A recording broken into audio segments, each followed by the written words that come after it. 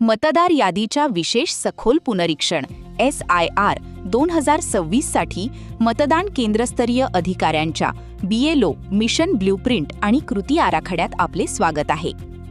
SRR 2026 मध्ये विविध टप्प्यांचा समावेश आहे, ज्याची सुरुवात तयारी आणि प्रशिक्षणाने होते. 30 सप्टेंबर ते 27 ऑक्टोबर 2026 या कालावधीत घरोघरी भेट H2H ही मुख्य BLO मोहीम राबवली जाईल. यानंतर प्रारूप मतदार यादी प्रसिद्धी, दावे व हरकती आणि शेवटी 25 नोव्हेंबर 2026 रोजी अंतिम मतदार यादी प्रसिद्ध केली जाईल. क्षेत्रीय काम सुरू करण्यापूर्वी तुमच्याकडे आवश्यक साधने असल्याची खात्री करा. यामध्ये तुमचे अधिकृत BLO ओळखपत्र आणि किट, पूर्वमुद्रित गणना अर्जांच्या 2 प्रती, नवीन मतदार अर्ज आणि घोषणापत्रांचा समावेश आहे.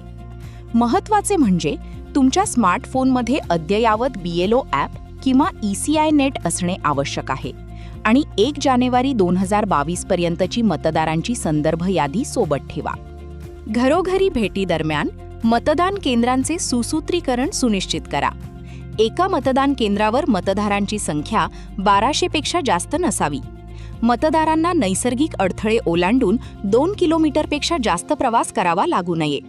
तसेच कुटुंबातील सर्व सदस्यांची नावे मतदार यादीच्या एकाच भाग आणि कलमामध्ये असणे आवश्यक आहे. घरोघरी भेटीच्या प्रक्रियेत 3 पायऱ्या आहेत. 1. पूर्वमुद्रित गणना अर्जांचे वाटप करणे. 2. मतदारांना मार्गदर्शन आणि पडताळणी करणे, ऑनलाईन अर्ज भरण्यास मदत करणे आणि कागदपत्रांची पडताळणी करणे. 3. भरलेले अर्ज गोळा करणे आणि स्वयंसाक्षांकनानंतर BLO पोचपावती देणे. जेव्हा मतदार उपस्थित असेल तेव्हा त्यांनी ऑनलाईन अर्ज भरला आहे का ते तपासा. असल्यास मूळ कागदपत्रांची पडताळणी करा. नसल्यास त्यांना कागदी अर्ज भरण्यास मदत करा. कागदपत्रे जोडा आणि पावती द्या. नवीन मतदारांसाठी त्यांनी नमुना 6 आणि घोषणापत्र पूर्ण भरले असल्याची खात्री करा. घर बंद असल्यास तिथे गणना अर्ज ठेवा आणि किमान 3 वेळा भेट देण्याचा प्रयत्न करा. 3 भेटींनंतरही मतदाराने अर्ज परत न केल्यास किंवा घर बंदच राहिल्यास तुम्ही त्या नोंदीवर ASDD अनुपस्थित, स्थलांतरित, मयत, दुबार अशी खूण करणे आवश्यक आहे. शेजाऱ्यांकडे चौकशी करा आणि संभाव्य कारण नोंदवा. पारदर्शकतेसाठी अशा मतदारांची स्वतंत्र यादी तयार करून प्रसिद्ध केली जाईल. जन्मतारखेवर आधारित नागरिकत्व पडताळणीसाठी जुलै 1987 पूर्वी जन्माला आलेल्यांना एका स्वयंघोषणापत्राची गरज आहे. जुलै 1987 ते डिसेंबर 2004 दरम्यान जन्माला आलेल्यांना त्यांच्या स्वतःच्या जन्मदाखल्यासह एका पालकाचा जन्मदाखला आवश्यक आहे. डिसेंबर 2004 नंतर जन्माला आलेल्यांना स्वतःचा आणि दोन्ही पालकांचा जन्मदाखला आवश्यक आहे.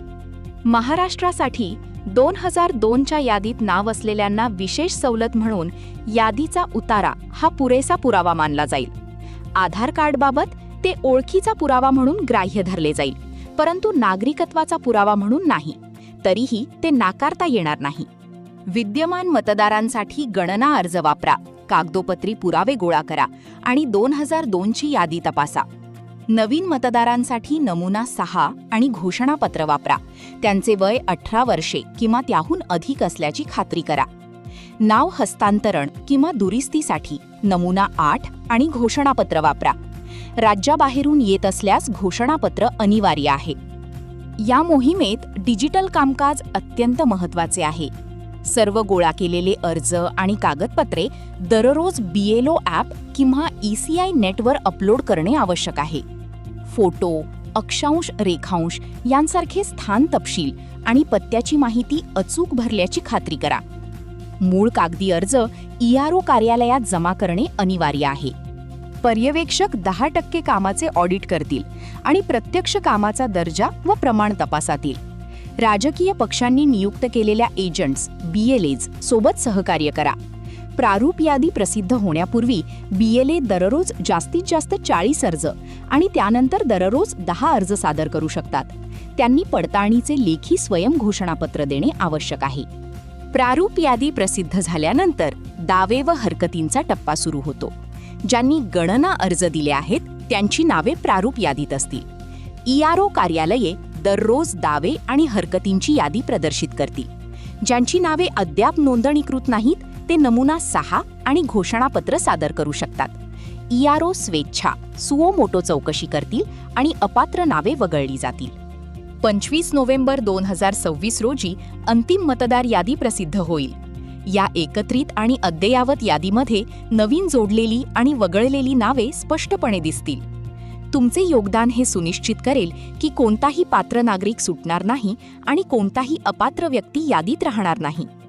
तुम्ही तयार केलेली ही पारदर्शक यादी आगामी निवडणुकांचा पाया असेल.